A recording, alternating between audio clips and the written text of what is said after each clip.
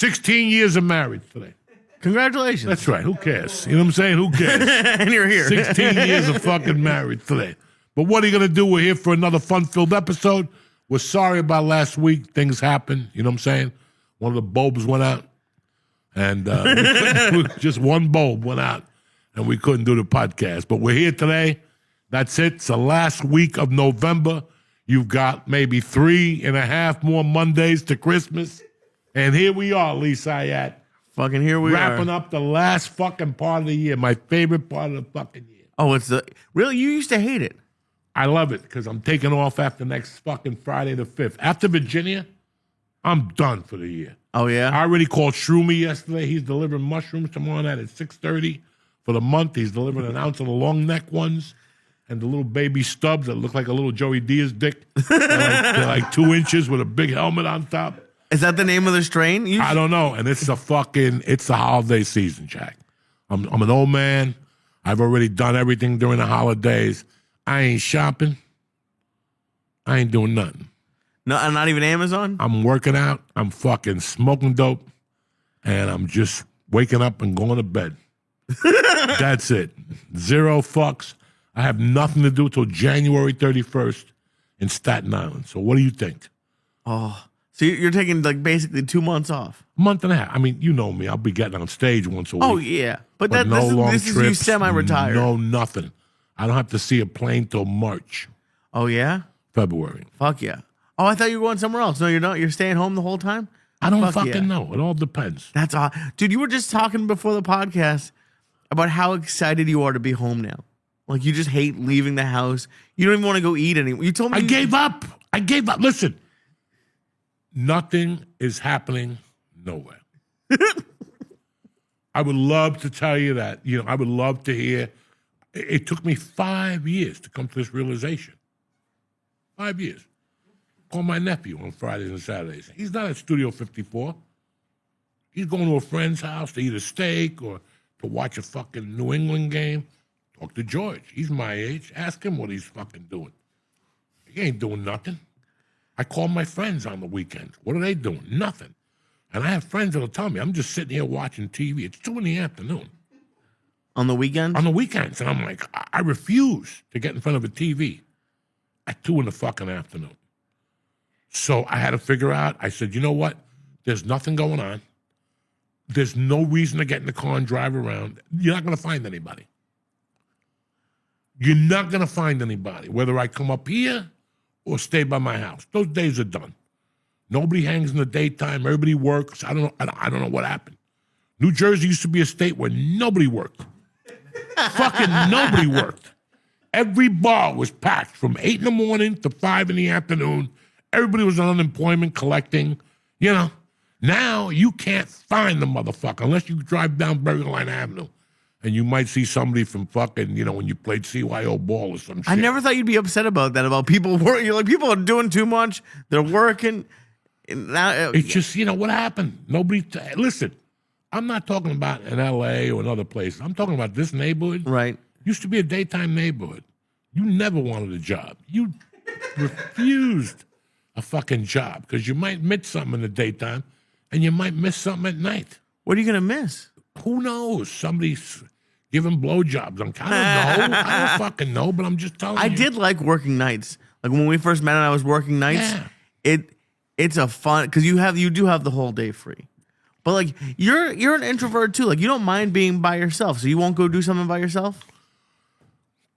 What can I go do by myself? Go see a movie. I went to the mall and I peed on the second floor, you know. There ain't no fucking movies. Yeah, there really aren't. There ain't no movies that you could go, oh, this afternoon, get excited, have a Chinese lunch. Those days, that shit's done. What am I going to see, Wicked by myself? At 2 PM and sing along? That would be a problem. Yeah, if a guy like you walks into Wicked. Half of those movies that come out are rough. It's a rough watch. The Running Man, they're just rough. So I remember when for years, I would get mad at my friends that had parents, that had like a house, that had a basement, and they'd be like, and I go, bro, where the fuck are you going? If I had what you had, I wouldn't leave the house. And this is way before Uber or Uber Eats or fucking dirty yeah. people delivering food to your house with dirty fingernails and shit, and you eating and Yeah, that's this Uber is Eats. great. I ordered some Carvel. It got here, it was melted. Well, what'd you expect? There's so many stupid fucking people out there. But at the same time, even with all that, I don't even dig into all that. The only thing I dig into when I'm home alone, the only excitement is like reading a book. I'll fucking go online, I'll read about the dumbest shit in the fucking world. Just to read. Like what? Like a blog or something? I'll or read like the news? benefits of most peptides, benefits of doing this exercise compared to this at 60. I read stupid shit. Fuck. But at least I read. You're not in front of a television getting, whatever fucking Chef Wami is cooking something. I don't give a fuck. So half that shit don't pertain to me. I'm not a Sports Center type of guy.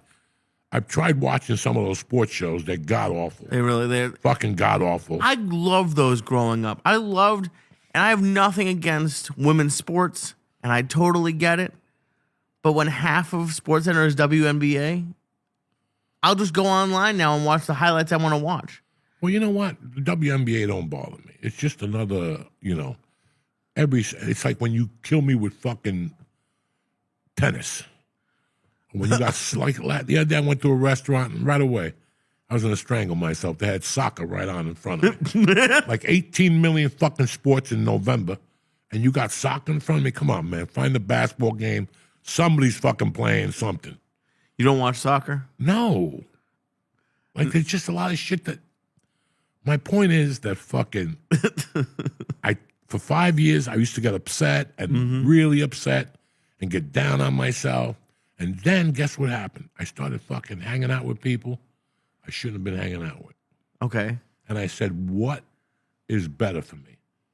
Hanging out at home with my cat, smoking whatever amounts of dope I want. Because I go in and out of that garage, okay?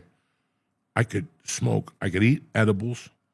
I got Szechuan right down the corner if I get in a pinch. I got all these things around me. Listen, I wish I had 4 fucking people to do it with. I wish I had 2 people to do it with. But it's not that world no more. It's not that world no more. I thought about getting an apartment up here and just seeing George at night. George is fun at night. Like from 10 to 1, he's fun. But I'm passing out at 11:15. So what am I at the apartment for? To sleep up here? To sleep in the office? So I thought about all this shit. Right. And what I need to do is have hobbies. And my 2 hobbies are stand-up. Okay. It's a hobby now. It's not a career no more. It's a hobby. There's no tours. There's no pictures of me. Oh, tour of 2000. No. It's just, listen, this is what's going on this month. Take it or leave it. I love it. You posted like a story with a picture of the poster. No link, no nothing. It's just here. I'm gonna be That's here. That's the best I got. I don't know how to do anything else. I don't know how to do posters and fucking put voices and people kicking. I don't know. Listen, it's the simplest road out. That was one of the first things I ever helped you with. Is I went to your house way before Mercy was born. I went into your office and you had like a little, like not even a laptop. I think it was like basically like one of those early iPads. And you had me post, or maybe it was a laptop. You had me post a picture for you on Twitter. And just uploading a picture to Twitter, you called me an unadulterated genius. And you, at least you can post a picture now. You're pretty good at that. That's fucking funny.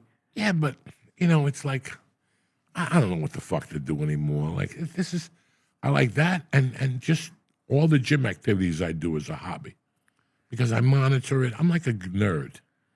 I monitor it. I monitor my strain. Why did this not happen today? But that's what I have to involve myself with now because that's what it is. I mean, listen, man. Am I heartbroken? I'm heartbroken about a lot of things, but there's nothing I could do about them. Nothing I could do about them. There's nothing I could do to get 20 more auditions a month. Well, Joey, you could get a new headshot and work on your reel. I've been there for 25 years. They know I'm there. Right. I wish I had an audition more. I wish things like that, but that's not, it's just not happening, Joey. It's not, now I could say, Joey, you're a loser. It's not happening for me, but if you know anything about me, I make calls. Right. And it's not happening for a lot of people my age right now. It's not happening for people your age in Hollywood right now. I was gonna say, you think it's an age thing, or what do you think? You think No, it's it's just a business thing. Business is down. They're not shooting shit ever since this fucking strike. AI is looming. yeah. I mean, so am I upset about it? Like I said, I wish I had one or two more auditions. It'd be nice to get a movie from time to time, but this is what it is. Have you thought about, because I don't know if you remember, but years ago, you were all like this close to going back to school for like a history class. You think about going to do anything like that? I do, but I'd like to go to a class because I'm too stupid to do it online. All right? I need to ask questions. I'm one of those guys. I got to ask questions, bro. I can see that. I feel a lot better if I ask you a question and you look in my eyes. If I do it online, I'm going to get stumped, and then I'll never go back to it. Right. I'm one of those guys. Once I get stumped, now I'm embarrassed, and now fuck the course. But I'd love to take a continuing education class, like fucking brick masonry and fucking by the Brick airport. masonry. You're 63. You want to? Gee, I thought you were What going to do do you want history me to- back What then. would you like for me to learn now? Something where you get to sit down. Why would I want to learn something like that? I don't know. I'm not going to go back to the right now. Anything I'm learning is for me to enjoy myself with. Okay. Like even that Right. idiot, fucking Frank Colombo, when he retired, he grew roses. And he won rose tournaments and shit with his roses. Right. There's got to be some type of hobby. I don't know how to plant tomatoes. I don't know how to fucking cook. Do you want to? What about smoking meat? You just leave it in. You just get a smoker. Dude, so many guys do it. You just get a smoker and you just leave it in there. You just smoke a brisket. And who's going to eat it? You? Hopefully, I Yeah. love brisket. You love brisket. Yeah, but I don't want to eat that shit every day. I want to do something that's kind of on the positive side. Not that I'm stuck eating my own food, burying myself at fucking 63, okay? Okay. If it's going to be something, it's going to be something fucking... Have you motherfuckers tried Coconut Cult yet? Coconut cold? It's called Coconut Cult. It's a fucking... I love our probiotics here. We have the Okay. best probiotics. But this is a live probiotic. And it comes in different flavors, but the coconut yogurt, it's called a live probiotic. What does it do? Takes care of your gut health, pre-pro, and whatever, but it's a yogurt that tastes like fucking a dream. And you only take 4 teaspoons a day in the morning with breakfast. And then you shit right away? You don't shit right away. You'll shit later, but it's beautiful. It's proportionate. It comes out like mountains in Colorado. You know what I'm saying? It smells like flowers. No. I'm just saying that it's so fucking good. I wish I could learn to make something like that. Right. Like, I want to learn how to do something like that. That's not going to blow. Like, somebody said, why don't you learn how to make meth? Then I'll blow up the fucking house. You know what I'm saying? That's what you need the apartment up here for. Yeah. Just but start- no, it's just, you need something.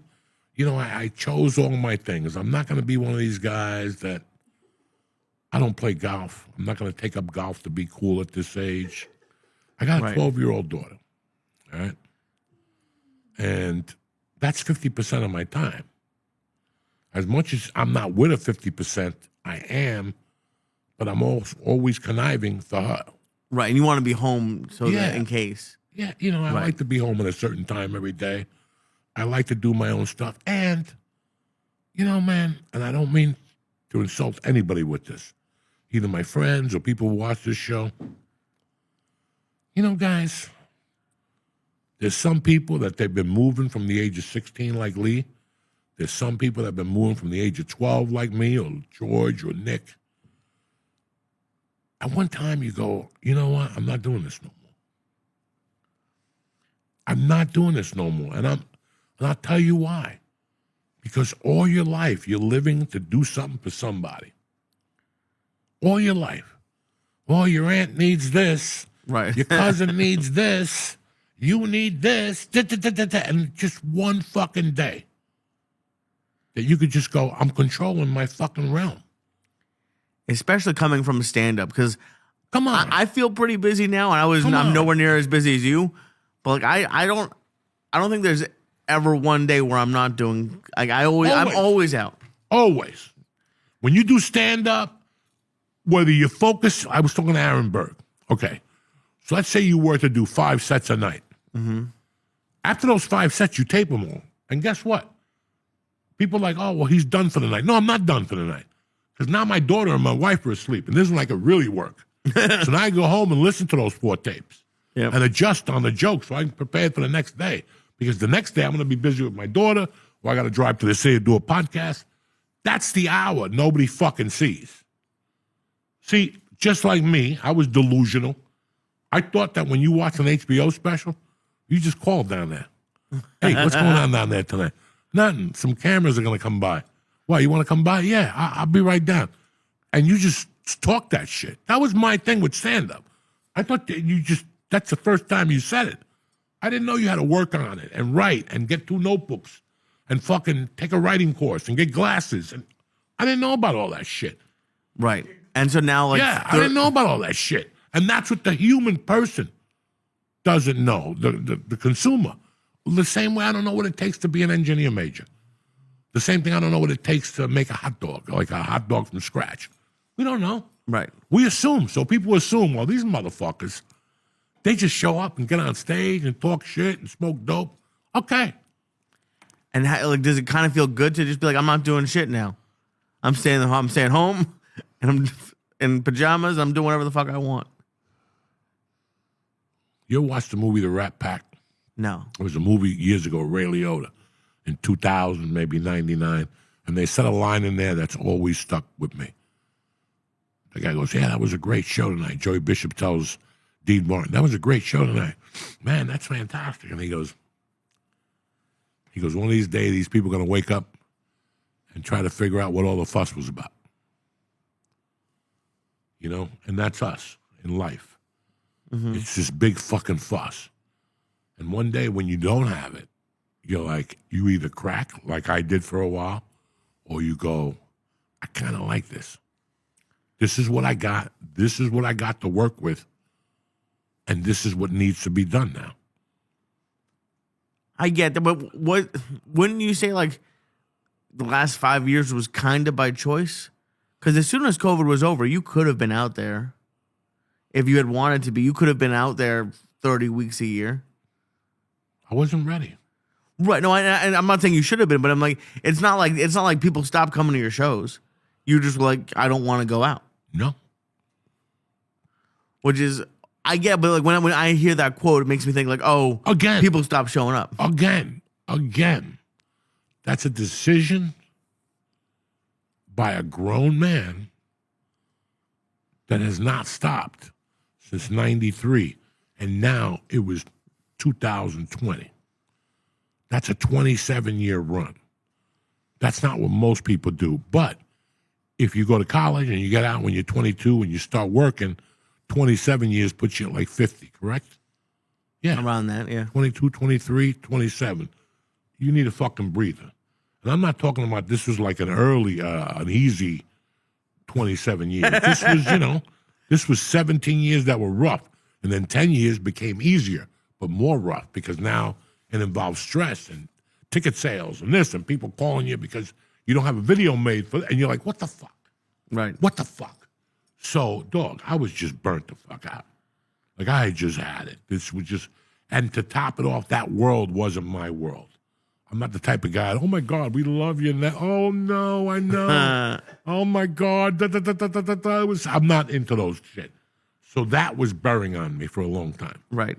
That weighed on me. Because people wanted you to do that stuff? No, because I didn't want to be them. That wasn't who I was. That I was going to, oh my God, it's so great. We're so on. No, I don't give a fuck. Just give me the check. Let's cut through the bullshit. Let's cut. You know why I'm here, and I know why you're here. Okay?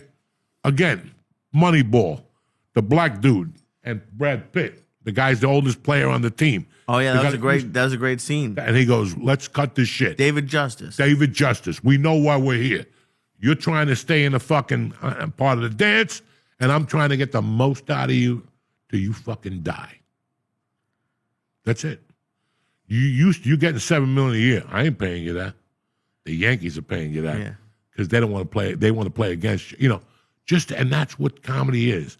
But we think it's something bigger, and then we start floating around with furs, hanging out with Youngblood, You're a fucking comic, motherfucker. You're nothing else but a comic. But for some people, they run with it and they just lose their fucking mind. For me, the other way, I just want to be a comic. It's like when you go to a theater, people are like, let's show you this historic theater. I don't need to see nothing. I need to see the historic check. Sure. That's the envelope. I'll be in the green room, bring me the check. I don't want to see the fucking where the guy shot Abe Lincoln. I don't want to see any of that shit. That was I forget where it was. It doesn't matter. But it was like we were leaving. And the guy's like, do you want to go up onto the roof to see the fireworks? And you were like, no. You want to climb a ladder to go see the fireworks? It's over. It's over. You know, and you buy into that shit for a while when you're a young comic. You're like, oh, my God. And then you go home and tell, like, your girlfriend and your wife, we performed at the same place where Lincoln got shot. You know, who cares? They gave you $200. The fuck do you give a fuck for? I know. So that's those little things. Like, I avoided all that shit. I avoided being a fake person. I avoided hanging out and being a certain person. I just was a North Bergen guy. And that's it. This is a job. This is a fucking job, nothing else. Yeah, become something else, and then you become something else. I was trying not to become that person. I was just trying to keep it fucking normal. That's it. I don't have to have a guy following me all the time with a video. You ever notice that? Like, these people walk in, and there's always somebody with a video. Where are those people around me? Like, you know what I'm saying? Have you seen them do takes? Huh? That's my favorite. Like, when they come, like, I'll see them out there, and they'll do takes. Like, they'll come in and, like, let me do that again. And they come in, they'll just come into the green room and, like, do another and do it and, like, give people high fives. No, it is. I don't want to do any of that stuff. Just let's start the show. It's like the 20-minute video before the show starts. Why? Just knock it off. Knock it the fuck off with this. So now we got 2 clubs we got to tell. No video, we don't show. It's quick. This is quick. No 20-minute video. They got to put up with 20 different fucking acts that they've never seen before. I would love to see you, just to be there while you tell the managers that. Because I'm in a I don't place, tell the manager nothing. I call my agent, tell him to tell him. But if I were you, I would be the one to tell him. No, why? I don't want to cause any conflict. I'm going in there making $100, and they love those videos, and they have like scenes from like Anchorman in them, and it's like, and it doesn't make any sense. But I can't say shit to anybody, and it's like, and I'm coming in my pants thinking about the day where I can tell clubs, you know what? No, we're not doing this. We're not doing that. This is what my price is. Oh my God. I can't wait to be able to tell people stuff like that. I can't wait. I just want to be able to. My dream is just to be able to tell people what I actually want to say. My whole life, you have to, from the teachers to your parents to your bosses, you can't tell people anything. And you always.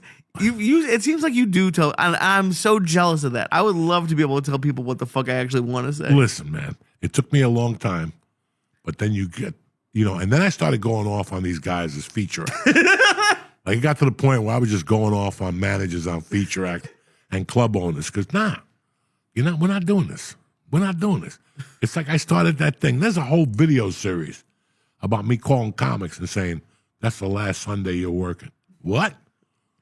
Joey Diaz, don't ever catch me working a fucking Sunday again. What are you talking about, man? It's money. No, it's not. It's slavery. We don't work on Sunday. And the more people who do it, and then people started paying attention. And now the clubs lost control of Sundays, and they hated me because I made everybody, as a feature act, don't work Sundays. We don't work Sundays. We're gangsters. We're fucking Catholics. We don't work Sundays. Even if you're Jewish, you're Catholic. You don't work Sunday. That's just the way it is. But in comedy, you have so many weak links that then they'll keep doing it. But if I take the high links out and tell them like that, like, you're not working Sundays no more, bro, and explain it to them, and they'll go, you're right. What the fuck are you doing? That's the worst day to sit in your hotel room is a Sunday. There is nothing like a Sunday in a hotel room. You watch football by yourself. You go to a bar, Even before podcasts, because like I get it. If you want to do a podcast Monday, I get it. But if I had nothing else, it sounds like a great day, especially during football season. What? To just you wake up whenever you want Saturday, after a late night Saturday. You chill. No. You watch it, get a little food. Because I already did that Thursday. I already did that Friday and Saturday morning. I only got 2 mornings. Oh. That third morning, I already had the eggs were good the one day, and then you went to the other place the one day. You already ate at the top steakhouse. It's time to leave. That's it. Oh, I hate when weekends end. I never want them to end. No, I love Sunday night, Saturday night. When they're like, let's take a picture. It's over. I already got the check. You should have asked me before the picture. I'm not taking a picture. Oh my God. But I took that time off. Right. And it was a fucking big wrestle.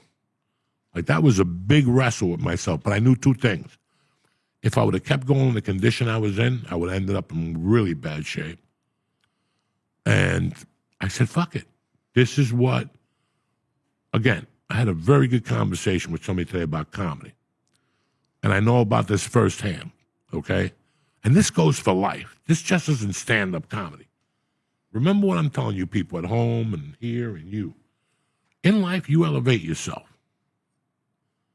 Yeah, they could give you a raise and give you $54,000 and give you another raise in 3 years and give you $80,000, whatever. But in life, you elevate yourself. Like, comics are waiting right now, comedians especially. Now we'll go back to comics. They're waiting right now for something to happen. Mm-hmm. Every comic I talk to is waiting for something. There's a few select that are making things happen. But even some of them are waiting for something to happen. Netflix didn't come back to them with an offer. This didn't pan out.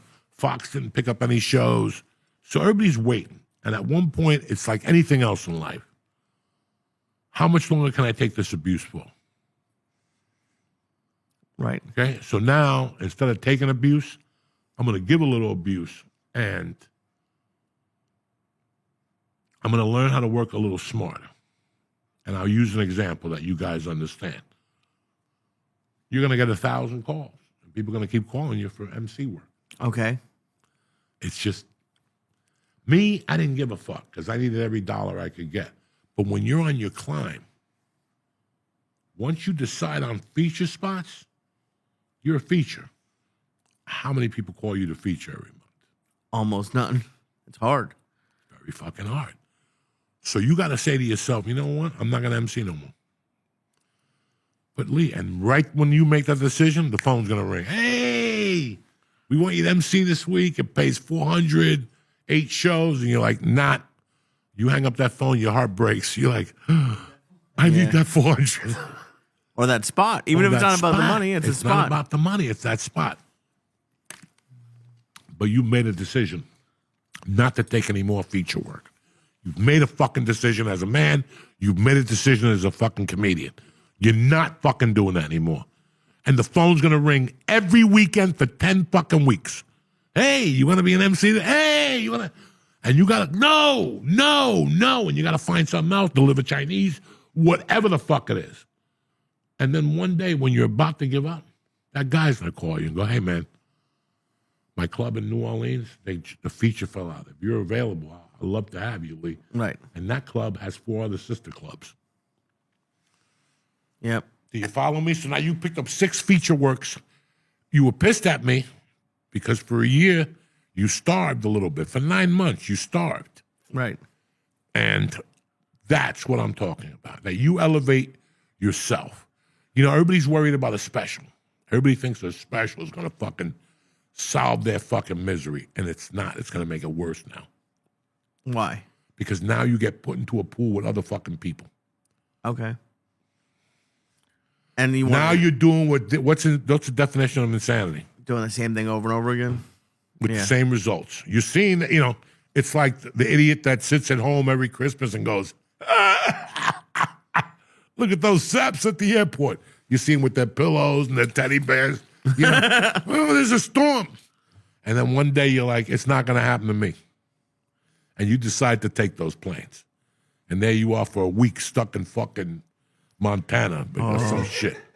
That would be, dude. It happened sort of this week. I got passed at my first club in Manhattan, and because I was trying to be nice and polite for a while, and I kept hanging out, and they kept putting me up, but I never I want to get booked in advance. Like I don't want to have to just hang out or like get the text that day. So I was talking to someone. He's like, just ask. So I did. I just went up to the guy. I was like, hey man, I'm here all the time. I'd love to do some spots. Get if I can get on the system. And he's like, sure. And he did it right there. And I have 2 spots tonight. And it was just, speaking up is one of the I'm not good at it. I'm not good at asking for what I want. And I'm sure it's not always going to work. There's 2 other clubs in Manhattan that I call the bookers every Tuesday. And they never pick up the phone. Fine. You're going to call them until they change that number, die, or cancel their business. Right. Just to let them know you're better than they are now. At this point, it's just a joke now. Right. At this point, it's just who's going to give up first. Right. Who's going to give up first. I have this company I called like maybe a year ago to ask them about something. Dog, they call me once a week, and they send me emails. Hi, it's that time. I have not answered the phone since I called them. They have the worst telemarketing department because they keep calling that number. About a week ago, I go, next time they call, I'm going to fucking pick up the phone and go, are you that fucking stupid? You are wasting it. The number's dead. The guy hasn't picked up in 11 fucking months. What did that tell you?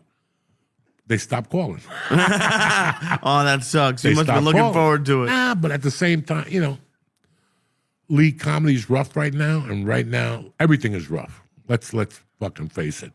This is going to be a great Thanksgiving for some people. I was watching people on CNN the other night going, they can't afford everything for Thanksgiving.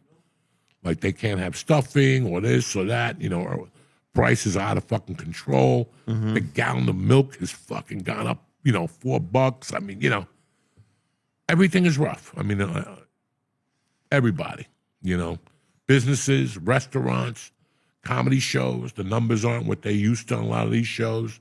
It's a tough fucking market. And we're here waiting for something to happen. It's not going to happen no more. They're not doing that no more in comedy. It's just, it's the same people get the Netflix specials. Now Hulu's opened up. They're giving it to a couple big names, Right. And some people are coming, like, I actually just bought tickets. Tosh is going back on the road. You see that? Yeah, I'm going to go see him. Where? Long Island. I'm going to go see him whenever he's coming out. It's not just Tosh that's going on the road next year. A lot of people going on the road next year. A lot of people have announced tours. And people that haven't toured in a few years because that money's running low. And now you got, instead of 300 people chasing the same nickel, you got 400 people chasing the same nickel. Right. And Tosh is back, baby. And he hasn't been around for years. I don't remember the last. I saw him. Dangerous right there. Him coming around. I know Cristela Alonso's coming around. Oh, shit. And she hasn't been around in years, I mean, Daniel's probably just bored. Oh, you think so? Yeah, he's got $80 million somewhere from Comedy Central. Oh, yeah, he must. So he's just bored at home. Somebody had to twist his fucking arm. And I saw his schedule. It's fucking real. But it's because and Sandler did the same thing. It seems like when these big guys go out, they're like, I just want to go out for 4 weeks and then just be done. That's it. Like they have shows almost Tuesday, Wednesday, Monday, every night they have shows, and then they're done with the tour. There's no more like just weekends. Done. No. But like if they want to see me, they'll see me on a Tuesday, and you will. If you really like somebody, you'll go see them on a Tuesday. You don't give a fuck. No, because the shows end early anyway. Right. It's a 7:30 show. What are you going to be out till 10? Right. 10, they got to be off. It's a union, especially if they're in a theater or an arena or whatever the fuck they're at. Mm-hmm. So that's the problem that you have. So a show is safe now. When I went to a show, we were kids and we went to see the Garden, they would go till 1 a.m. They fucked the fines. And then they started fining them more and more. And then, but yeah, now you go to a show during the week, you're safe as fuck. Yeah. It's a night out. It's a dinner. And you go right to the fucking place, 7:30 show, 2-3 openers. He comes on, does an hour. That's it. There's no meet and greet. There's nothing. It's a fucking arena. It's a 5,000 seat theater. He's probably on a plane back home within 45 minutes. 45 minutes. That's amazing. It's fun. It's fun getting to like see some of these people come back. I think that was a cool thing that you did. And I know I was talking to you about it earlier, but like the fact that you took a break, I think it makes people more excited. Like I'm meeting a lot of people. You know who I'm meeting a lot of people now? Who are like in their early 20s and were listening to us in like middle school and high school. And then like they weren't allowed to see you the last time you were in their city because they were 16. And now they're finally 18, 21, whatever you have to be. And it's like, oh my God, he's coming out again. Like I think that's what people like when they see you coming to their city, that's what they're looking for. Like, oh my God. I mean, those weeks from taking off, I already went and got notebooks. I wrote like parameters. I wrote like subjects I want to tread with for like a month of things I want to try, like different. And I really want to write. Like I really, really want to write and try. And the problem is I just don't have access to the city. We discussed this as much as I'd like to. You have access. I got access, but fuck. And it's December, Jack. That ferry is cold and a motherfucker. Oh. And Christmas traffic and shit now. So, my thing ends. This is what helps me. My thing ends in Parks after Wednesday. I'm not in Parks till next Thanksgiving. Okay. So that frees up Philadelphia for me now and parts of Pennsylvania.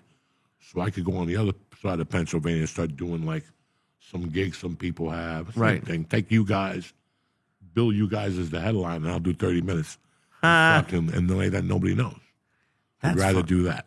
Right. Because I'm going to have boundaries because I have Atlantic City in August. Okay. So after January, I can't do a show around here. Oh, shit. I got to get the fuck out of here. And now they're holding you. They're really watching boundaries now because the tickets. Right. So they're like, bro, don't. That's so. I don't think maybe the listeners understand that is when you do a show somewhere, especially a big show, you're legally not allowed to do a show within a certain mileage. 90 miles, 120 miles all around. So you got to be really careful of that because it's Atlantic City. In Atlantic City, they're not going to come down for one night. Mm-hmm. They're going to come down for 2 nights, get dinner one night, maybe come see me the one night, maybe go see Frankie Valli the other night. Who the fuck knows, Draw a little dice, have a little chance. So, but that's really important. Like right now, if I was a young comic, I'd love to hear what I just said. That right now you got to think outside the box in comedy, and you got to figure out what. Because for you to drop $4,000 on a special, and for it just to become home decor, and you have no plan on how to get it out there, right? We could just shoot a video here. If I'm going to get 10,000 views on my special, why not just shoot a video here? Do a stand-up special for 3 people and fucking, the truth. Right now they're looking for something a little different. Right. All these specials are shot in arenas, in theaters. Maybe people want to see something smaller. Yeah. Maybe people want to see something different setup. I saw a clip. I think Jeff Foxworthy's doing another one, but he's splitting it up. Half the special is going to be him working it out in clubs, and then he's going to do it again with it like completed. That's been done already. Really? I'm talking about something that the people could relate to more. Okay. We just discussed that nobody knows the process of stand-up. When you become a super fan, like George, because he's been around me, or I've been around him with his business, you start to understand. But nobody understands the process of working out. Chris Rock tried that a couple of years ago, the black special and the black and white and the colored. Dog, keep it fucking simple. Keep it fucking simple. It's a brick wall with a microphone, a sign behind you, and smoke. I would love to do smoke on stage. Okay, smoke from the cigarettes in the room. Okay. Or the reefer in the room, not you sitting there with some Chinese guy blowing smoke for you to get effects like Ozzy Osbourne. Okay. No, I'm talking about smoke from the fucking nitty-gritty smokers that are in the room. They're dropping their fucking ambiance. That's what a fucking special is. Everything else taken from that. The lights and the copter flying around the room and people giggling. And, there was a special they shot so bad that the guy was dying on stage and they're showing people laughing. Nobody was laughing. When people laugh, they go like this, they go backwards. People just sat there the whole fucking night and watched this bum special. Oh my God, that's sad. So it's really weird right now, but it's very weird in every field. Like if you're a realtor right now, you're feeling it. If you're selling cars right now, what's interest? Still 6? 9? You ain't buying no fucking car at 9%. So everybody's like, fucking, what do we do next? That's the next move. people are going to think about maybe watching stand-up. I don't know. Like, I always liked streaming comedy. I always thought it would work. Yeah. Like a network, 6 nights a week, you put a comedy there for $30 or 30 minutes, and they pay $10. And people could sit at home, and they know at 9 o'clock on Tuesday through Thursday, 3 nights a week, you could watch comedians do 30 fucking minutes. So I've seen some people do it. What do you think about doing it in a movie theater instead? Because I think and I love specials. The problem I have with it What's the difference between a movie theater and a theater? No, a movie theater and home, because a movie theater they could charge $10, but at least you're around other people. Watching a special at home, even if you have your wife there, you both might giggle a little bit. But I really think you have to be around a lot of people. If they were doing it in a movie theater, I would go for $10, get a little popcorn, and then you don't have to go to a comedy club. You don't have to worry about someone picking on you. $10 and some popcorn. Yeah, that's $62. That's true. So that's the problem with movie theaters. The special went from being free to I'm paying $10 and I got to pay $8 for their fucking popcorn. Listen, I always have a burrito in my pocket. I sneak food in there all the time. But we're trying to, right now, it's the cheapest angle. Over the holidays, people pay for Netflix. They're going to watch all those specials on Netflix. Mm-hmm. You know, that's just the way Leanne Rhyme, whatever. All those new specials, right? They're all going to watch them because they pay $15. Well, how much? $23 a month now for Netflix. I know. Everything's beautiful. So you got to get your money's worth out of these fucking networks now. It's not like I got Paramount, but I get my money's worth out of Paramount, Jack. You know, Netflix, I don't really get my money's worth, but I have in the past. Yeah, I don't get my money's worth out of any of them. People don't cancel them. That's where you should start a streaming service or just some sort of subscription where people subscribe, because that's where the money is. Because how often do you watch? You just said it. You don't watch Netflix, but you still pay them $19 a month for the last 20 years. My wife watches Netflix more for the limey shows. I watch Netflix for like the Dallas Cowboy thing. Every once in a while, I watch Netflix. You know, HBO Plus I have just for The Sopranos and any HBO movies I like. You know, Hulu I never really watch. Paramount I watch, and Apple I watch. Apple TV's got some good shows. And great movies, too. And I'll tell you what the best one is on all those motherfuckers. Disney. Really? The one my daughter's got? Disney Plus? They ain't fucking around on that. What do you like? I know it's not Star Wars. Let me tell you something. No. But if you go on there, like if I go on Amazon Prime, it's the worst movies in the fucking world. You just sit there through these bummy movies that you've never heard of before. And when you do watch them, you're like, all right, I know I didn't see this movie before. This is weird because it's got 3 movie stars in it. It's got 3 fucking big-name movie stars, and I've never heard dick about this fucking movie. You know? That's Amazon. And they wish you kept it that way. Yeah, it's the weirdest fucking thing. Yeah. Amazon, I don't trust any of their movies. Like, I don't even, if I'm on there, don't rent it. Like, I'm done. That's it. That's it. I'm fucking done, man. Is that like a red flag to you if like someone called you for an audition, like it's going to be on Amazon Prime? Oh, yeah, I'm not showing up. I'm not going down there. These idiots that put their comedy specials on Amazon years ago and it's paper, and they're like, I got a special on Amazon. Dog, you're paying them every month. Because if you don't sell that special, like if people ain't buying it at whatever, $5 a head or something like that, we have to do something different. We all do. I mean, there's a lot of occupations that are stalling right now, you know, and ours is not one that's stalling. But entertainment as a whole is, you know, I think that after the pandemic, too many people went out. We developed this phobia where we needed to spend money, and not just our money, but every dollar we had in our fucking pocket. And people paid big money to go to concerts and shows and vacations and, you know, during COVID, cruise ships, don't do it. And fuck, COVID wasn't even done, and people were getting on cruise ships like fucking Liberace was going to make an appearance or something like that. So I don't know what happened.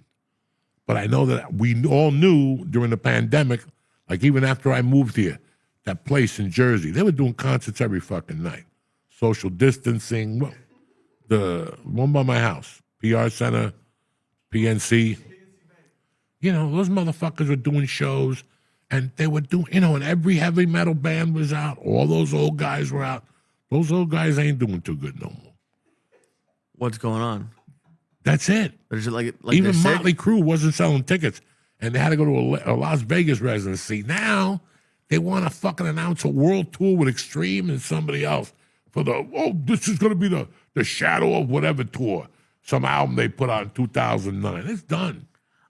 It's done. I saw this online, so this could be fake, but I think I saw that like the WWE at Madison Square Garden sold like 4,000 tickets.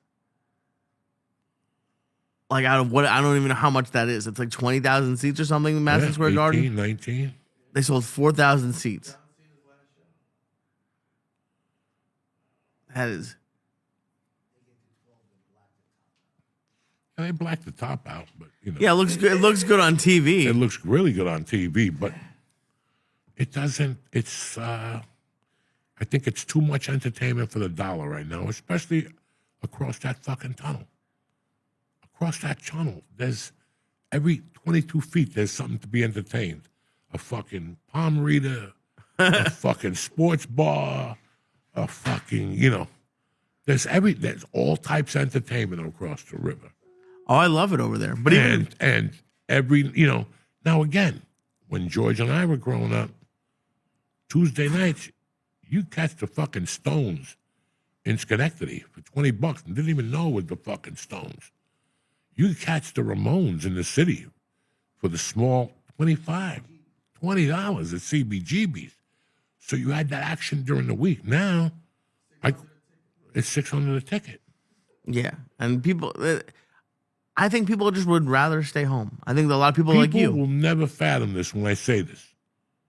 And George, you asked Loops.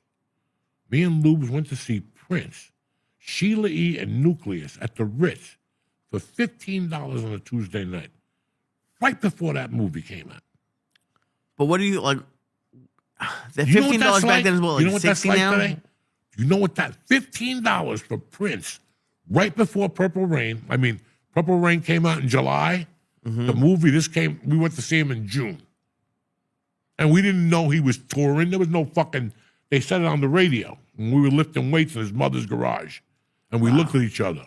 I just got to go up to 88th Street. You could take a shower, pick me up in 35 minutes. And we shot over to the fucking city. That $15. Sheila E., Nucleus, and fucking Prince and New Revolution, whatever the fuck. But how much did it cost you to get into the city now? $4. It costs like $25 to go in the city. No at shit. Least. So that whole thing, parking was $4, maybe a fucking quarter. Yeah, you parked on the street, and the $5 nickel bag. You know, you weren't snorting coke for whatever that fucking for Sheila E. It was 7:30 at night, 8 o'clock show. And they played till whenever. And it was New York. So who knew who was going to walk in? Like when I went to see Prince, he announced like 3 black guys that walked in. I didn't know who the fuck they were. But people were jumping up and down. They must have been famous.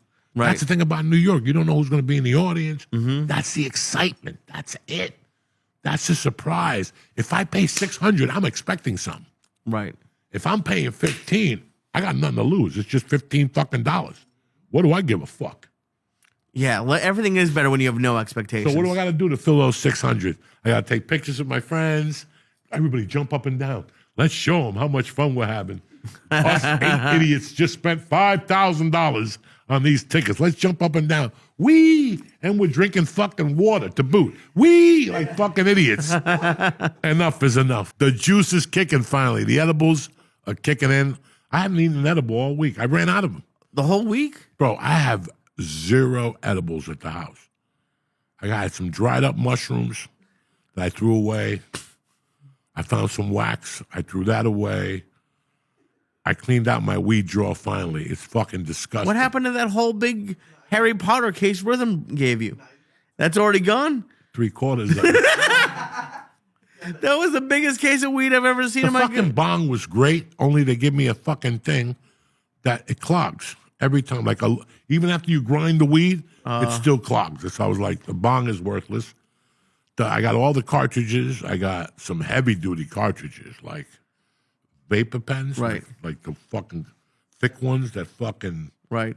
But again, those I get high one time on those. Dude, I can't tell. It's my favorite thing. And I don't tell people that they're full of shit yet. But someone came up to me and gave me an edible. He's like, I gave this to Joey. And I told him to be careful. And he took it and he was high for 4 days. Enjoy. And I was like, I don't think. I don't. Oh, people.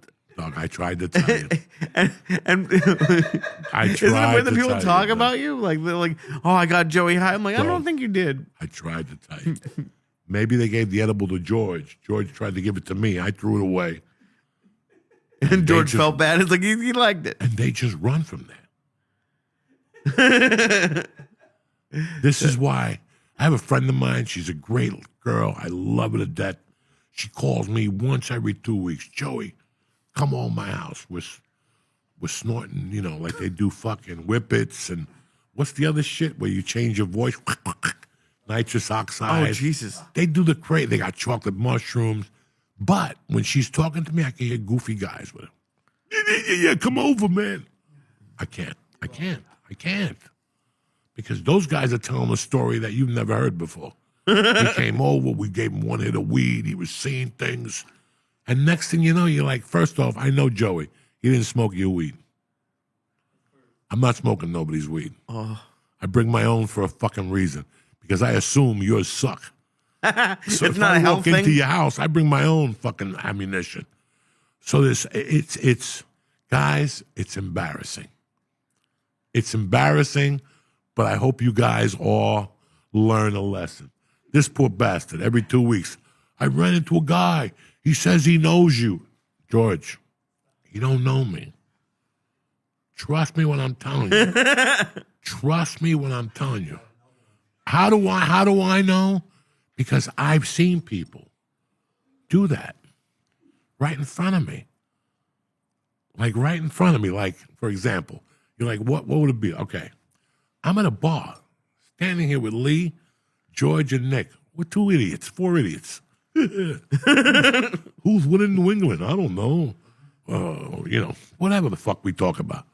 And all of a sudden, the football player's girlfriend comes in. Taylor Swift? She comes in, we don't even see her. 10 black guys, she's got a fur on, a van, people getting pushed out of the way, because that's cool today. People want that to happen, right? They want that to happen. I'll get in the car with all four. Now, while we were there, we didn't even see her.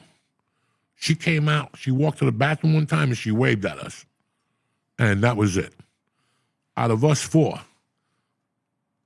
what are we going to tell when we come back up here? We hung out with Taylor Swift. We partied with Taylor Swift. You didn't party. She was at the same place that you were by coincidence, you fucking idiot. It's the luckiest day in your life since your dog got hit by a car. Okay? And now, you follow what I'm saying to you? It's a big difference. It's a big fucking difference. So that's what I don't like about the game. That happens all. Did I ever tell you what happened with the girl I hooked up with before my ex?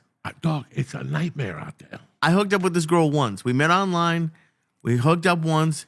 And that was the only STD I ever got when I got thrush. And my tongue turned purple. It was fucked up. I didn't tell you this?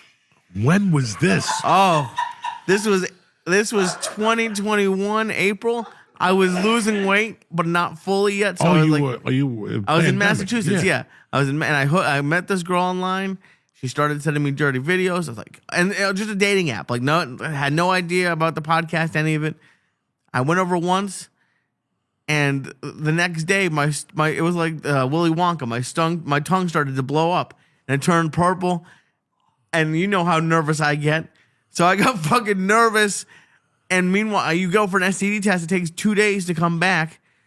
She told me that, and the doctor told me it was something called thrush, which is basically you went down on someone with a yeast infection, pretty much. There was nothing out there, but it was just. I told her about it, and she was like, "Well, my sister is a nurse, and she said the guys only get thrush if they have AIDS because they have a weakened immune system." So I had to sit with that for 2 days. Of course, I didn't have fucking AIDS. I never saw her again. I went to an open mic like 2 years later, And a buddy in an open mic was like, "Hey, I saw your ex-girlfriend." Meanwhile, I thought it was my ex from L.A. And he told me who it was. I was like, I hooked up with her once. And she's going around telling people. She gave me a fucking fucked up tongue. I had to let lozenges dissolve on my tongue. It was like 6 times a day for like a purple tongue, Lee. It was fucked up. Lee, listen, I am one of the nastiest motherfuckers I know. You never got a purple tongue? I have stung my mouth in places where a billy goat would go. Not today, okay? I'm that type of dude. I like to sniff a pussy and stick my tongue in there. And better yet, I'll flip them around. And even if the asshole has that little wang to it, I'll still eat that pussy because I'm a gentleman. You know what I'm saying? You are. But, dog, there's times I've left the pussy and I've gone like, oh, yeah, tomorrow something's not going to be good. I'll go home and Listerine it and brush it. And, you know, fucking put a little rubbing alcohol in there in your mouth and gargle with it. Oh, and I had no idea. Ever, like, you know, you had the little thing that swells up, but that's from working. No, it was the whole tongue. I was living with my mom at that point. I've gotten to the point where under this, there's a little whitehead that would pop. Oh, Jesus. From eating so much fucking rotten ass and pussy right underneath my tongue there. You gave yourself a whitehead? Under there, yeah. There was a little white. Whenever I would go deep, like on a coked up night. Right. Like I would go to Florida, do coke with chicks, and just put coke on that pussy and eat it. I never met these women before. That's not good. That's not good. But I was such a fucking savage that didn't matter. I had, you know, I was going 100%. Right. Before I met my wife, I lived a comedy life that was 100%. Couches, planes, trains, automobiles, and coke on women, pussy. borrowing. It was fucking insane. It was fucking insane. But that's what I wanted because I knew that's the only way I could do it. That's the only way I could live. That's it. There was no going to go work for a corporation and we got to wear a blue shirt every Friday. There was no bowling leagues. There was none of that. I just wanted to fucking do something completely fucking different. Right. You know, that's why when I got into it, it was like, listen, there's 2 things I'm not going to talk about on stage and this little fucking cocaine faggotry I have going on that I'm going to quit after it's over. I'm going to do coke till they find me in a fucking hotel room in Iowa somewhere. At least I know this going in. Right. But I'm going to die doing what I love doing. Doing comedy, eating ass, and doing drugs. That's it. That's it. We just sat here for an hour before the break talking about interest. Do you guys notice? I became a comedian not by really choice. It was all I had. It's all I could do. Right. You know, it's all I could do. When I jump in the shower at fucking 8:30 in the morning or 7:30, I'm like, wow, I could sit in here for 2 hours if I wanted to. I don't, but I could. Not because I'm lazy, because I already did the work. I already laid my blueprint. Okay. Do you know what I mean? But, yeah, I don't know. But that's all you like, sex, drugs, and comedy. Well, now I got no drugs, so the sex went down for 80%. You know, once you took the drugs from me, you took a little piece from me. As sad as that sounds, it's a sad statement, but I'm not going to lie to you guys. Why can't you get all horned up without the drugs? It's not that. It's not that, Lee.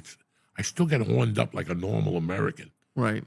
But if you know anything about me, I don't want to get horned up like a normal American. I want to get horned up like a coke fiend.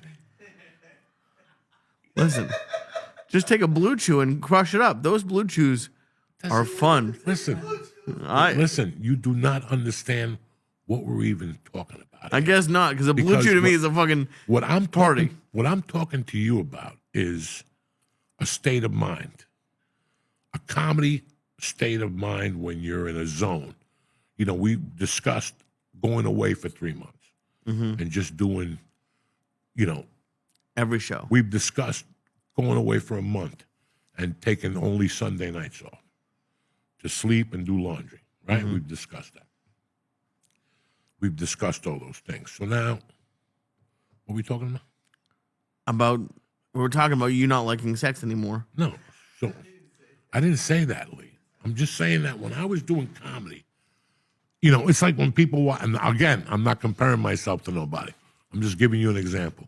People were a little shocked when they watched the Charlie Sheen thing. To me, it's just another day in the zoo. You know what I'm saying? It's just another day in your zone.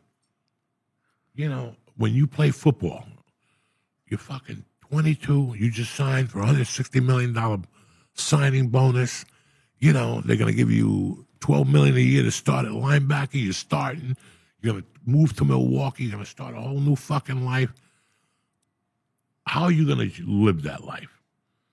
Are you going to fucking bog yourself down with bullshit? You're 23 fucking years old. Okay? What are you going to bog yourself down with? Slinging dick and playing football. I am 20 fucking 3 years old. I should not be getting into a hamburger chain or a restaurant chain or... Listen, I'm going to, for 1 year, if God gives me 1 year to be a fucking nomad. And then after a year, if things work out, I'll trim the fat. I'll get rid of the bitches, whatever. You know, you guys understand what I'm trying to say to you. Mm-hmm. For me, comedy was the same thing.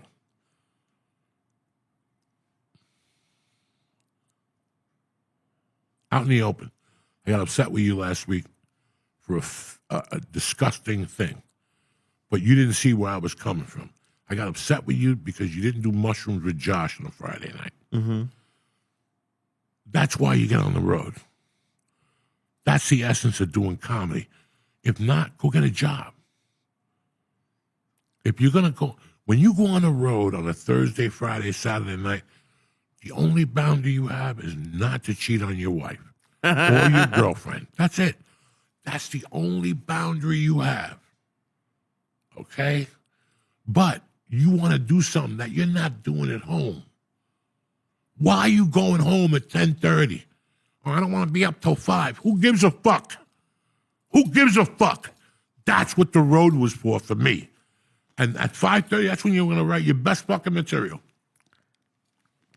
I see what you're saying. And you understand me? When I went on the road, the first, from 93 to 2000, I had no boundaries. No boundaries. Listen, whatever happened. Whatever happened. I followed a kid in Kentucky to a farm one night for 45 minutes. He told me he was going to get me Coke. When I got there, he'd get me meth. Did I cry? I just did the meth. Okay. You understand where I'm going with this? Right. It was a system. It was a means to an end. I wanted to experience every fucking minute of being a stand-up fucking comic. You know, I didn't want to live. I have two choices. And again, I'm not talking bad about anyone. I could have done the road like Seinfeld or done the road like Sam Kinison. I'd rather do it like Sam Kinison. But I couldn't do it like that forever. So I did it kind of like Dice. He eats good. He stays out late. He gets high. He complains. You follow me? Right. But it's all still 100%. We're still going to go out to eat afterwards, right? At a big fucking steakhouse. We're going to fucking jam. I don't give a fuck about, well, I have to get on the plane at 5:30 in the morning. I don't give a fuck about your dilemmas, Lee. Right. You're sleeping 2 hours tonight. That's it. But then I got to drive to Boston. Take a nap in the car. You know, go buy a Tesla where the guy drives for you. Right? Go get yourself a Tesla. Trade one in. Tell Nicky to take you down there. That's part of that life. I always wanted you to experience that life. George is an artist. George does frames. But he's a fucking artist. He's an artist, okay? Mm-hmm. George fucked up somewhere. He didn't get the Pepe Le Pew hat and the cigarette holder, because that's all they want in that world, is to be cool. Change his name to Georgie the Panamanian. You know, and then he's got 3 rings, and he looks like fucking Keith Richards with a scarf in July. That, you know, that's all part of it, guys. Why do I love gay men? Why do I really love the concept of gay men? Because, yes, there's some gay guys that they get their plaid shirts and they go to Rudy's and look at the menu. Oh, my God, I can't. But then there's some faggots that are just like, I didn't become a faggot for this shit. You know what I'm saying? I became a fag to go out there and be a murderer. Like, I'm busting assholes for 8 years, and I'm getting my asshole busted. For 8 years, I'm sucking dick in tents. Right. I'm sucking dick in helicopters. Whatever you got, I'm a fool. You follow me? And I think people are forgetting that. People are forgetting that. Right now, I'm the happiest I've ever been with stand-up. I made a statement to you that I looked at your face, and I said, I'm a hobbyist stand-up now. Because it is. Because I'm not worried about Netflix. I'm not worried about getting passed at a club. I'm not worried about getting my show picked up. I'm not worried about anything. I worry about two things. Coming up here, fucking around with you motherfuckers on Monday, saying whatever the fuck is on our mind or whatever the fuck's going on in society, and then working out once a week. Writing stupid shit. Listen, because I'm a part-time comic, I don't have the full-time comedy capacity in my mind like I used to. But when I do a couple shows in a row, I get it. Yeah, I wouldn't call you a hobbyist. I understand what you're saying. A hobbyist to me is the guy that I would do open mics with in Worcester who came in a squirrel costume. Well, listen, but this is what I became. And I didn't become it. I became it by choice. Why, Joey, why? I'm going to tell you why. I'm going to tell you and George, my brother, and my nephew, Nick, in public. I couldn't handle it anymore. It was cutting against my grain, who I am inside. That's it. Just all this shit, you know. I charge $40 for a ticket. I go online a week later, it's $280. You know, and nobody's got an explanation for me. This is what people, and then you bitch at me because, Joey, your tickets are $280. Dog, my tickets are $48. I understand. It's Thanksgiving. But you have Turkish kindness charge, kindness fee, this, that. You just get burnt out. Mm-hmm. You get burnt out on people telling you didn't sell enough tickets. What about, when was the last time an agent called me and said, hey, man, be funny? That's hysterical. Never, probably in your whole career. Okay. I'm your manager, but I'm not calling. I'm calling you to go, I just got a call from the club you're at in January. So wait a second. I'm in the middle of eating my wife's asshole, and you called me to tell me I got to make a video for January. Why are you managing me? Not once did one of those agents ever say to me, bro, go out there and be funny. And that's what we've forgotten. It's the fucking media. It's the Instagram. Lee, I just want you to be fucking, remember what I'm telling you. Send out those envelopes for a commercial agent and just right now, fucking be funny. Do something I didn't do. Explore every fucking topic. Okay. Explore every fucking topic from now on. Whatever, because it's a new world. You could explore PayPal. You could explore Uber Eats. You know, it's a whole different fucking game now. You know, you're about to get married. That's going to give you a ton of material when your wife's not around. No, she doesn't give a shit. No. But it's also... But trust me, there's going to be some shit you're going to pick up that you don't want to run. You're going to fucking look both ways. I have one of my funniest jokes is about her parents dying. So I don't... Oh, Jesus. I don't give a shit at all. She's really cool. And but you're about to get married. You're about to go to honeymoon. You know, you're about to do all these things that are new to you. Touch on them because this is, I think we just lose. Remember, comedy's about you. Mm-hmm. Comedy's about me. You know, like how is this affecting my shit every fucking day? You know, how am I affecting it? Right. You know, how am I, like I was thinking from that perspective lately. Like how did I affect not voting for fucking Jack Chick? You know what I'm saying? He's down 300,000 votes. It's all because you didn't vote for him. You know, do I feel guilty now about not registering and vote? Nah, I'm going to stay a fucking felon. Right. I'm going to stay a felon. You follow me? That should be that's the new name of the tour, the Felon Tour. Yeah, the Felon Tour. Oh, but you know what's cool for me is like I'm finally, like I'm in my, I think 9th year. I don't even know. But like now, like if I have a joke that doesn't work, like I know it's going to come back and it'll work at some point.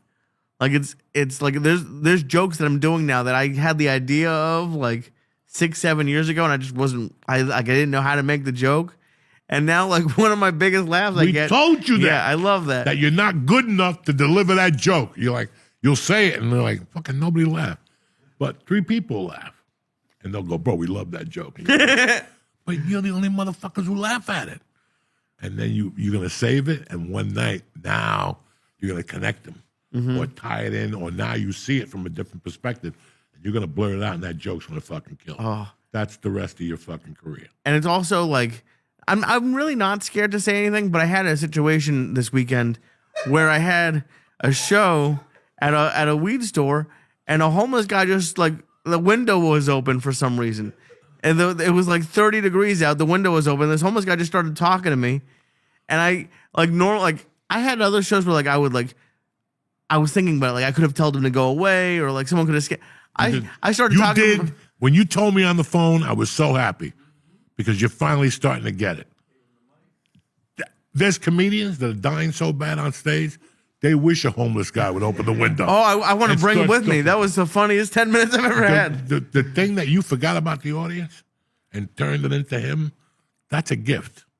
And I'm happy you did it that way because you could have pandered the audience. What's this homeless guy doing here? I should have just stayed in California. You went and nookied up to him. So what do you think?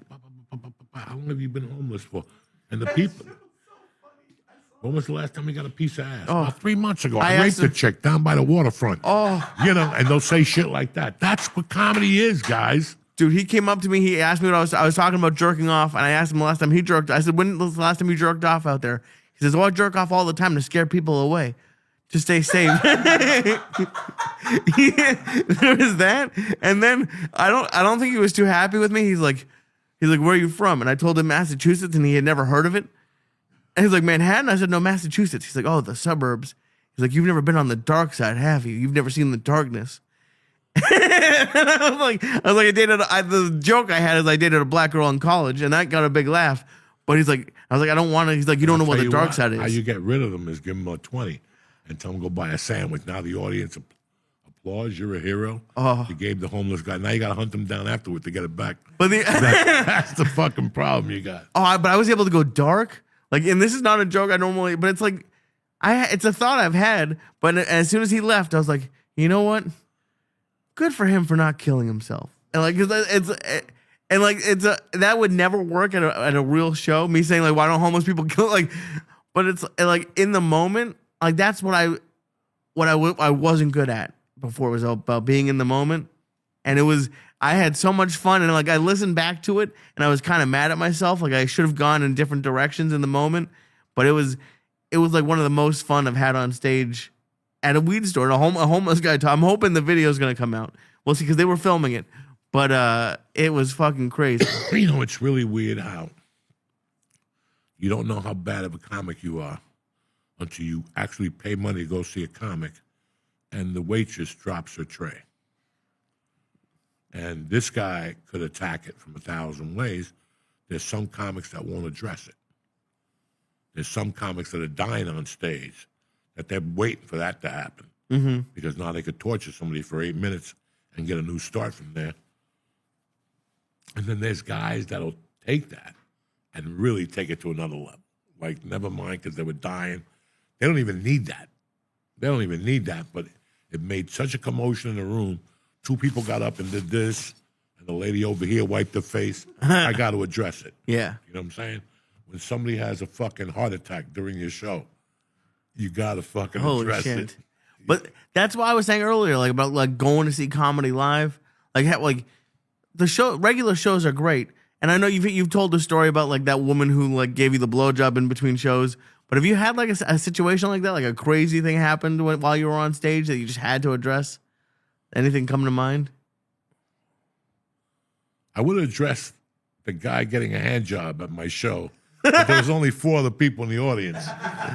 A guy got a hand job at your show? Yeah, at an open mic in the city at 1 in the fucking morning, late 1:30, close to the Bowery down there. I just forgot where the fuck it was. The old Triple Inn. Holy shit! And you just let it happen. You could see it from stage, but you just let it happen. How bad do you feel if you're sacrificing your life for this thing called stand-up? You're number 82 on a list of fucking 85. Now you go up on stage, there's 4 people left. You're obviously eating a bag of dick. But to really shit on your day, you look over, and there's a black hooker giving an old man a hand job with glasses on. It was an old and man? A smile. Yeah, he was like older than me, like 80, with glasses. He had like 3 hairs. And he was just sitting there like petrified. And she's giving him a hand job, covering it, but you could see her hand moving, and she looking at me like, yeah. Just 3 more minutes of this shit. And he came, and she just got up and left. So I didn't know if she came in with him or if she just came in and sat next to lonely guys and said, yeah. Holy So shit. how bad would you feel about your career? At that point, I didn't have the chops to even go, hey, you're getting a hand job here. I didn't even have the chops to say that. Right. I would have probably melted or fucking ate a bag of even more dicks. So, yeah, there's times, but after a while, there's some shit you address to get attention. Like you're dying, or is that an Italian shirt you have on? Rio, whatever. Right. But there's some shit that organically happens. That organically happened. Yeah. Oh, yeah, you're not forcing it. Yeah. That organically happened. So you have to address it. Or Yeah. don't. I don't give a fuck. I'm just saying that I would, especially, that's brilliant. That's brilliant. Because at one point I would have tried to drag him into the window. That's fucking brilliant. At one time you'd light up a joint, give it to him. Oh, we and should have. smoke We it had through a the joint. window. God damn it. We should have given it to him. But And that's your whole act. yeah. And you're not worried about the audience laughing. You're worried about the fucking thing. I watched an interview one time. You don't know what I'm talking about. George knows, maybe Nick knows. After they shoot Sonny on the causeway,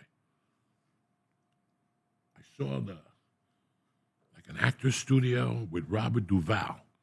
And Robert Duvall was talking about the guy goes, when you enjoy rehearsing. That guy with the glasses, Lipton? Oh, I love Lipton? that, yeah.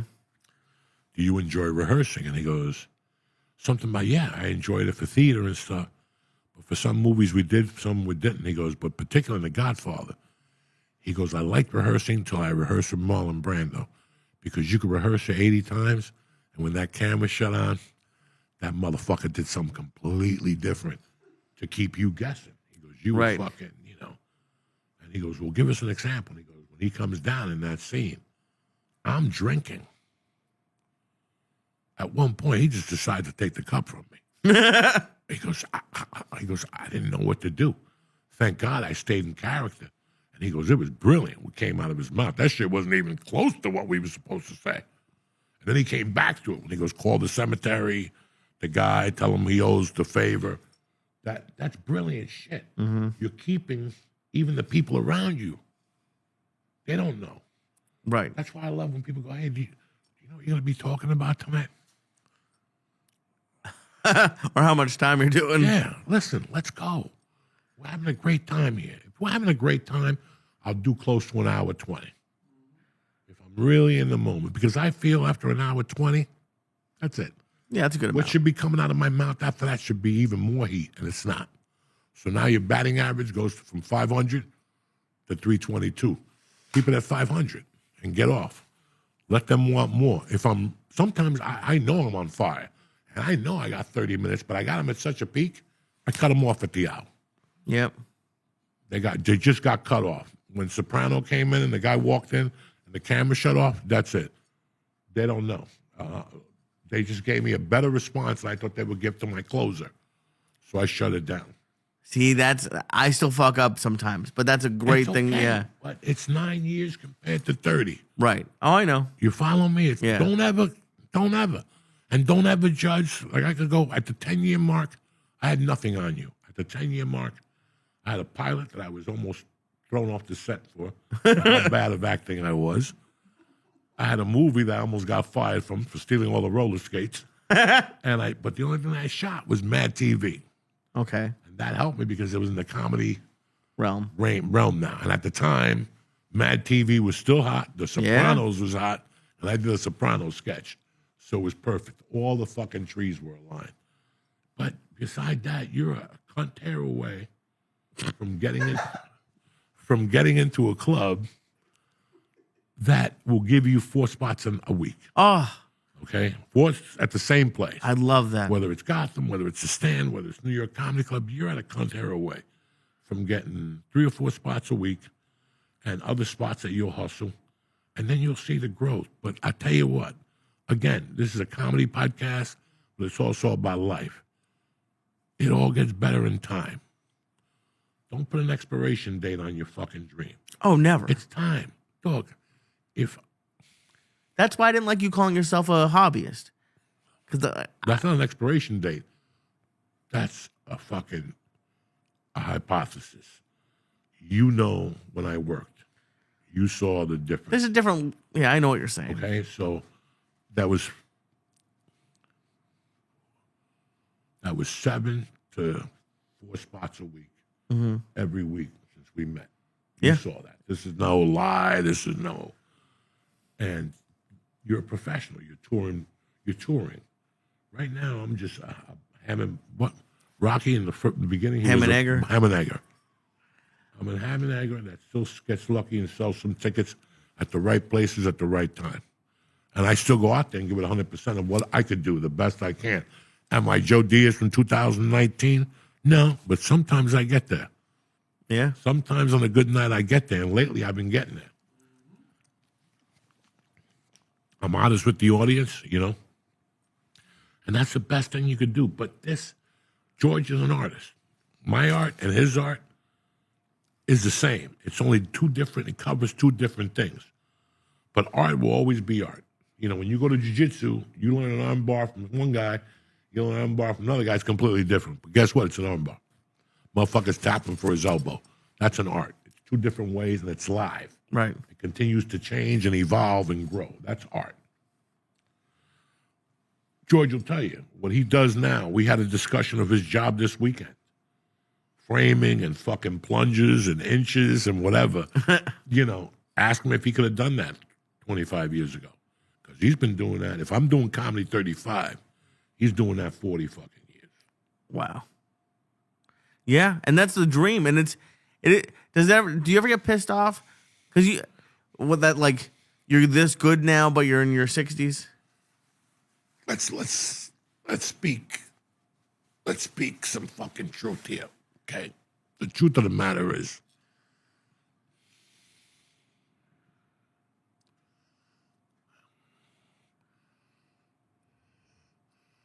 it took me 14 years to get a feature movie, but guess what? Nobody knew who I was. I was the fat, funny guy. And it took 21 years for anybody to know my name. How many people could do something for 21 years and be enthusiastic when nobody knows your name? Be rough. Okay? You met me about that time. I was 3 years sober on coke, and I was on the uptick, and I had a vision, and I knew that if I could get something out there completely different than what everybody else was doing. Everybody's always trying to be funny. Guess what I'm going to do? I'm going to tell them about my life. And that's not that fucking funny. You know what I'm saying? Yeah, we got some funny shit. Right. But it ain't that funny. So when everybody else is dying to make you laugh, I was trying to make you cry. I was trying to show you, you know what I'm saying? So I figured that out. Mm-hmm. I liked boxing. And HBO, the thing, they always have that one-on-one with the boxer. You could hate this guy. And all of a sudden, he's got 9 kids, and he works at UPS. And his wife died, and he has to raise the kids by himself. And he trains, and he's become this athlete with all these abstractions in his life. Whether you like this dude or not, you like him. You have some form of respect for him. Right. And that's all I wanted to do, was let people know, yeah, I'm a felon. I made some mistakes. But let me tell you what led up to that. And then we'll take it from there, and how stand-up came into the realm. Mm-hmm. So it was 21 years, Lee. It was 2011, 2012. That's 22 years. And this is movies, TV shows, Mad TV, Ralphie, Joe Rogan. It just wasn't clicking. What do you mean by not clicking, Joey? Something wasn't clicking, and to answer your question, I wasn't selling tickets. Right. Which is the only thing they care about. That they care about. Yeah. I did not know that. Okay. In my stupid, naive head, I thought the funniest guy in the room got the nod. Right. But it doesn't work like that no more. If you want to put the work in, like Andrew Dice Clay, put the work in the East Coast. Once he conquered the East Coast, he took his party out to the West Coast, and he already had momentum. Mm-hmm. But he developed it Long Island, Pips, Rascals, Atlantic City, and New York City clubs. Maybe. I think he just stayed in Brooklyn. Right. So at one point, right now, you're just going through rounds. But at one point, you're going to actually see the playing field and how you're going to play it. I only got one good running back. I got no blocking, and I got 3 guys that could catch a fucking meteor. You know, you got to work with what you got. Right. Right now, keep doing what you're doing. You're going to be funny. Right now, you're not trying to sell tickets. No. What? Even if they put you on one last episode of Last Comic Standing, and you got to go out there and then half the room, it's not worth it. I'd rather you blood, sweat, and tears. So no matter what, at the end of this war, you know that you did the best you can. Mm-hmm. That's all. We did the best we could with what we could. There's comics that are fucking huge. You think I sit at home at night crying and going, that could have been me if it wasn't for the pandemic. That couldn't be me if it wasn't. No, I didn't want to be that. I was happy with what I had. I knew where I came from. It would have been a better story if I was selling arenas and Rocky came out with the American flag and all that. That would have been great. But you know what? I'd rather have what I got. I'm happy. And look, I'm in love with comedy again. That's with awesome. the root of comedy, not Everything else. the root of comedy. Looking at certain words, trying different things, talking about myself, about things I never even dreamt of talking about. They're not nasty. I would say the nasty shit. Now I got to say the good shit and try to make it funny. So it's all different adjustments, man. And listen, you're doing your spots. Just keep doing what you're doing. Thank you, dude. Where you go for Thanksgiving? I'm staying local. We're going to be on Long Island. My mom's coming up. We'll see what happens. I got tonight I'll be at Sheba's. Tomorrow night, Wednesday night, with you at Parks, and then we'll see what happens. That's it. That's all we got, man. And listen, we've been doing this podcast for a long time. Fucking happy Thanksgiving to you and your family. Remember, this Wednesday, Philadelphia, Parks Casino, still tickets available. And then December 5th, we're at the Pantheon at Caesars, Virginia. And Danville, listen, that's a great place. It's a beautiful fucking place. It's going to be a great show. I got some good comics coming down. If you got the time and you got in your budget, come on. If not, I'm coming back and I'll see you the next time. And that's it. I had a gret time today. Love it. And go to the right website. Make sure you go to the casino's website. Yeah. Get the regular Don't be ticket fucking prices. around. Punch in fucking The MGM Caesars. What is it called? Caesars at the Pantheon at the Caesars, Virginia. It's a beautiful theater. Fucking come on out and have a great time. If you have any suggestions of where to eat, please put them on my Twitter, on my Facebook page, or Instagram me. And that's it, brother. I love it. Good You to see you, good? dude. Happy Thanksgiving. Happy Thanksgiving to all you motherfuckers from a Catholic and a Jew. Who's better than you? Nobody. Have a great week. Stay black.